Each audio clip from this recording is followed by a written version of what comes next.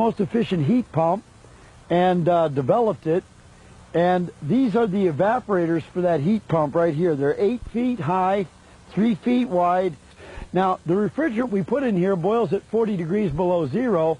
Therefore, anytime, day or night, outside in a rainstorm or in a windstorm or hailstorm or a snowstorm, or just out on a nice hot sunny day or in the middle of a cold night, as long as the refrigerant that's inside this panel is colder than whatever the air is out here or the phenomenon that's hitting this panel, then the heat from the air or the sun or the wind or the rain or the sleet or the snow will be transferred into the refrigerant on the other side, because it's the second law of thermodynamics.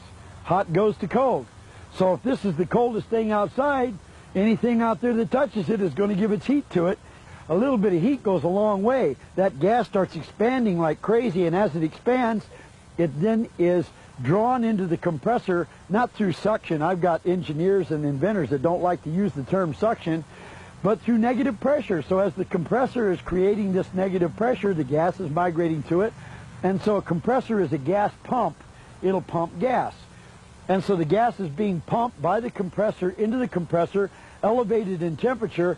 And even though if you touch this panel, it's ice cold to your hand, and if you touch the line going out of the panel, it's still ice cold to your hand. When it hits that compressor, compressor takes all the gas in this space, puts it in that space, elevates the pressure and the temperature. Going out of the compressor, do not touch that line whenever that thing is on, because it's 200 to 250 degrees hot. Proved that they built the steam engine wrong.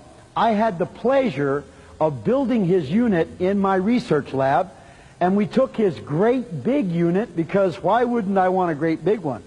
I don't want to put everybody on the grid system with a new system that can exploit them some more with all the arrogance that comes with it. I wanted to give people the opportunity to be totally independent of the grid system. Remember, that was my goal. So we took the big one we had and we scaled it down into a model not much, a little bit smaller than this one. It was a little smaller than this. It was about that long. It's about 13 inches long, 6 inches in diameter. And that one was going to be big enough to be able to power all the energy you needed for your house, and so I didn't want one bigger than that. I went across the United States of America telling my story. I told it in every state of the United States, and I got 1,000 people to join me telling my story. We put a media ad campaign together because the media wouldn't cover it, so we ran commercials. And we did a 60-second commercial cutting a power line and saying you can power your house with no electricity, external electricity, run your car with a new engine that runs with no gasoline. We did a 60-second commercial nationwide. As far as we can tell, about 10 million people saw it. And after that happened, that was too much. That couldn't be tolerated. And so I got a letter from the state of California inviting me to come back to California to go to court. So I flew back from New Jersey to California to go to court, and when I walked into the court, the judge said, "You're probably wondering why you're here," and I said, "Yes, I am." And he said, "Well, because I've been ordered by the state of California to put you in prison." And I said, "Well, that's really interesting. You're putting me in prison, but I've never been convicted of the crime. How do I go to prison without a trial and without being convicted?" And I said, "You can't do that, can you?" And he said, "Well," he says, "I've been ordered by the state of California to put you in prison, so that's where you're going, but sounds like you got a hell of a case for appeal." That, by the way, is a quote, and I do have the transcript. I walked out of prison 2 years ago, and now we have rebuilt our whole national network of distribution of distributors. We're in every state of the United States. We're in every major county of the United States. We have people now who understand exactly how the government works, exactly how the big boys work, exactly how the energy companies work, and we've got it all figured out. And we've got far, far, far more technology than we ever had in 1987. We got a lot more money than we ever had in 1987, and we're about to rock the world. I made the mistake of thinking I just had to build a working model and demonstrate it, and the world would come rushing in to congratulate me. The world did indeed come crashing in, rather than rushing, around me instead.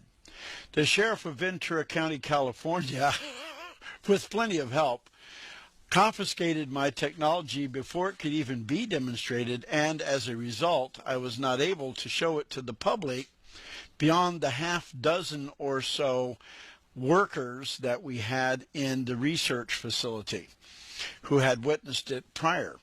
We did, after an expert testified in open court that it did not work at my preliminary hearing, we were able to prove that it did work to the judge in that case.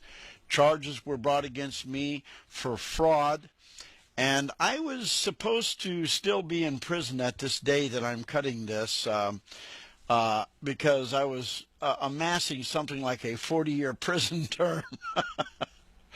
The charges, all the criminal charges, were dismissed by the judge that we proved in a court of law that the technology did work, and all the criminal charges were dismissed before having any kind of a trial. A private citizen videotaped the raid and refused to stop filming when the sheriff deputies threatened him, as shown on the video. And then they had their own cameraman come in and take his picture.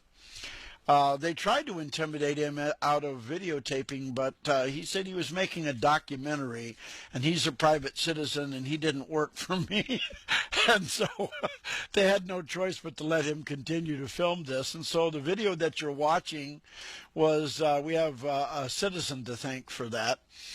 Then they got their cameraman to come over and take his picture so that they could know who this citizen